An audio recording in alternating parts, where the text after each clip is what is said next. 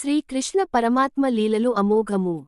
ఒకనాడు శ్రీకృష్ణ పరమాత్మ తన సఖులైన గోపబాలురతో కలిసి గోవులని మేపడానికి సుదూరప్రదేశమైన ఒక వనంలో సంచరిస్తరు.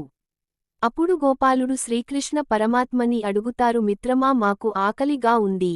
అయితే శ్రీకృష్ణ పరమాత్మ చెబుతారు, మిత్రులారా, ఒక బ్రాహ్మణులు యజ్ఞం నిర్వహిస్తున్నారు, అక్కడికి వెళ్ళి ఇలా చెప్పండి, శ్రీకృష్ణ బలరాములు సమీప స్థాపనలో ఉన్నారు, కావలెను. అయితే గోపబాలురు వెళ్లి ఆవిధముగానే అడుగుతారు, కాని బ్రాహ్మణులు ఒప్పుకోరు. మళ్ళీ శ్రీకృష్ణ పరమాత్మ దగ్గరికి గోపబాలురు వస్తారు. మళ్ళీ శ్రీకృష్ణ పరమాత్మ చెప్తారు, మళ్ళీ ఈసారి వెళ్ళండి. గోపబాలురు మళ్ళీ వెళతారు, మేము బ్రాహ్మణపత్నుల దగ్గరికి వెళ్లి అగ్గుతరు. అప్పుడు బ్రాహ్మణపత్నులు శ్రీకృష్ణులవారు విచేసరని వర్ధను విని వెంటనే చతుర్విధమైన ఆహార పదార్థాలను చేసి జగన్మోహనకారునిగా దివ్యమంగళస్వరూపిని చూడడానికి పరుగు పరుగున వెళతారు. ఆ లీలనాటక సూత్రధారి దివ్యమైన ఆభరణాలు ధరించి కుడి హస్తము తన మిత్రుని భుజము పై పెట్టి వామహస్తములో కమలము ధరించి వివిధమైన పుష్పలతో అలంకృతమై ఆ ముంగుమురువుల కేశపాశాలతో దివ్యమంగళస్వరూపం ఆ బ్రాహ్మణపత్నుల దర్శించెరు.